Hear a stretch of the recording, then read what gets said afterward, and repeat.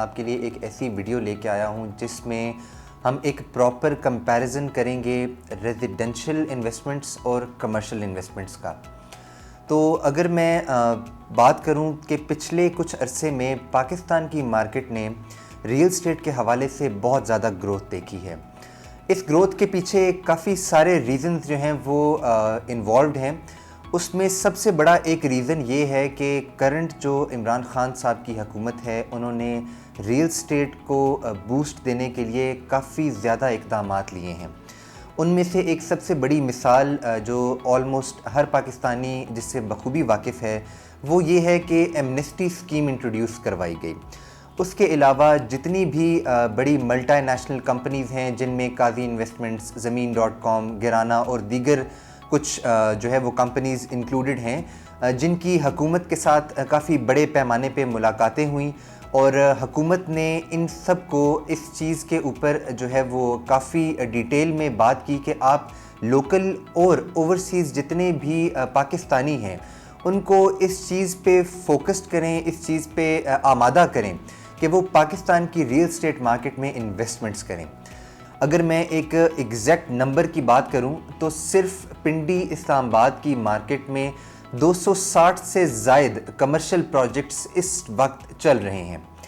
इतने ज़्यादा commercial projects होने की वजह सिर्फ और सिर्फ ये है कि पाकिस्तान की रियल एस्टेट मार्केट को एक बूस्ट दिया जाए और जितने भी लोग इन्वेस्टमेंट से रिलेटेड हैं, जितने भी लोग पाकिस्तान की मार्केट में इन्वेस्टमेंट्स करते हैं, उनको उनकी इन्वेस्टमेंट्स पे एक अच्छा रिटर्न मिल सके। क्योंकि आप लोग इस चीज़ से वाकिफ़ होंगे कि जो भी इन्वेस्टमेंट है कमर्शियल की, वो हमेशा से रेजिडेंशियल की इन्वेस्टमेंट से ज़्यादा रिटर्न देती है। अगर मैं आपको एक छोटी सी एग्जांपल दूं कि जो लोग भी रेजिडेंशियल इन्वेस्टमेंट करते हैं उनको रेजिडेंशियल इन्वेस्टमेंट से एक प्लॉट जो है वो मिलता है। अगर हम इसको कंपेयर करें कमर्शियल इन्वेस्टमेंट से, तो कमर्शियल इन्वेस्टमेंट में आपको जो है वो एक एसेट मिलता है। उस एसेट की जो डेवलपमेंट है, जो कंस्ट्रक्शन है, वो भी डेवलपर के एंड से करके दी जाती है। और फिर तीसरी सबसे बड़ी चीज़, आपको कमर्शियल इन्वेस्टमेंट से एक बहुत अच्छी रेंटल वैल्यू जनरेट होती है। अगर मैं रेंटल वैल्यू की बात करूं तो कमर्शियल की रेंटल वैल्यू हमेशा से रेजिडेंशियल से ज़्यादा रही है।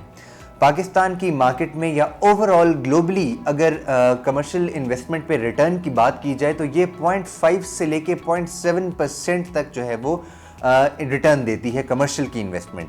लेकिन अगर रेजिडेंशियल की इन्वेस्टमेंट पे मैं बात करूं तो वो 0.4 से ज़्यादा इन्वेस्टमेंट पे रिटर्न नहीं देती। इसको अगर मैं मज़ीद सिंप्लीफाई करूं तो जो लोग रेंट के घरों में रह रहे हैं या जो लोग रेंट का काम करते हैं वो लोग इस चीज़ से बखूबी वाकिफ़ हैं कि अगर आपकी प्रॉपर्टी या आपके घर की वर्थ 1 करोड़ रुपए है तो वो मैक्सिमम 35 to 40,000 रुपीज़ के रेंट पे लगता है।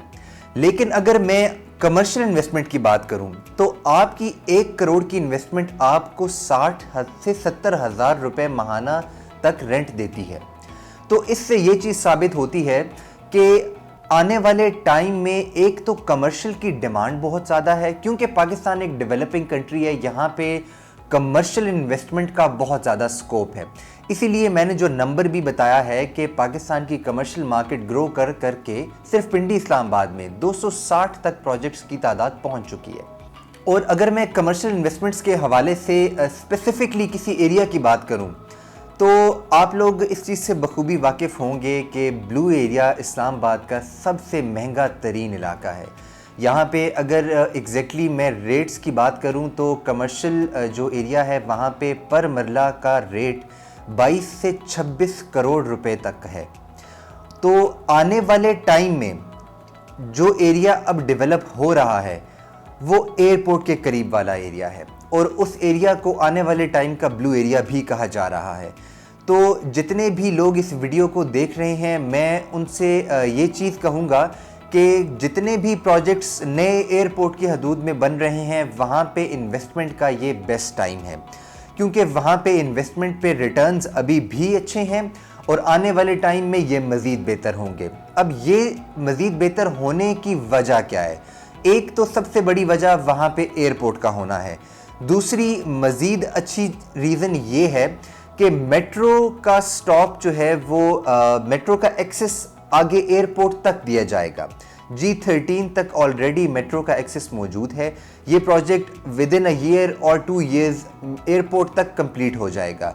तो उस टाइम पे कमर्शियल एक्टिविटी को मज़ीद बूस्ट मिलेगा। प्लस वहाँ पे जो सोसाइटीज़ बन रही हैं, क्योंकि अब पिंडी इस्लामाबाद के अंदर बहुत सारे लोग इस चीज़ से वाकिफ़ हैं कि प्रॉपर्टी एक तो बहुत ज़्यादा ग्रोथ देख चुकी है, बहुत ज़्यादा महंगी हो चुकी है, और वहाँ पे हर बंदा घर लेना या कमर्शियल प्रॉपर्टी लेना अफोर्ड नहीं कर सकता।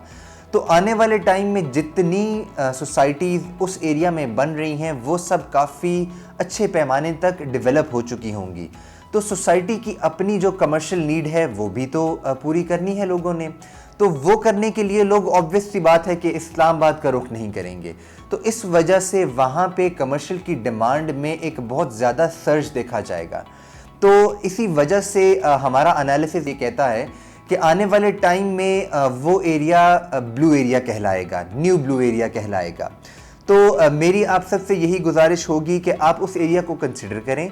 वहाँ पे काफ़ी सारे अच्छे प्रोजेक्ट्स ऑलरेडी डेवलप हो चुके हुए हैं, अच्छी रेंटल वैल्यूज जनरेट कर रहे हैं, और वहाँ पे बनाए गए एसेट्स आपको आने वाले टाइम में एक hefty amount of capital gain भी देंगे। अगर मैं करेंटली कैपिटल गेन की बात करूँ तो प्रोजेक्ट की कंस्ट्रक्शन पे की गई इन्वेस्टमेंट प्रोजेक्ट की कंप्लीशन तक आपको 30 to 40% कैपिटल गेन आज की डेट में दे रही है, और हर गुजरते दिन के साथ इस कैपिटल गेन की परसेंटेज में इंक्रीज़ आ रहा है।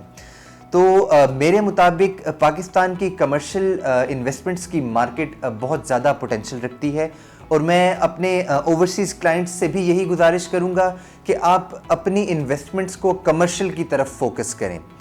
और आप कमर्शियल की तरफ जब फोकस करेंगे अपनी इन्वेस्टमेंट्स को, तो आप खुद ये चीज़ देखेंगे कि आपकी रेजिडेंशियल इन्वेस्टमेंट्स और कमर्शियल इन्वेस्टमेंट्स में बहुत ज़्यादा डिफरेंस होगा। आपका एसेट आपको बहुत ज़्यादा कैपिटल गेन देगा और आपको एक अच्छी रेंटल वैल्यू जनरेट होगी, जो कि आने वाले टाइम में आपके लिए बहुत फ्रूटफुल साबित होगी। अगर आप इस टॉपिक से रिलेटेड या हमारे किसी भी प्रोजेक्ट से रिलेटेड कोई भी क्वेश्चन पूछना चाहते हैं तो हमारी स्क्रीन पे दिए हुए नंबर्स पे आप कांटेक्ट कर सकते हैं और हमें ईमेल भी कर सकते हैं। Thank you so much.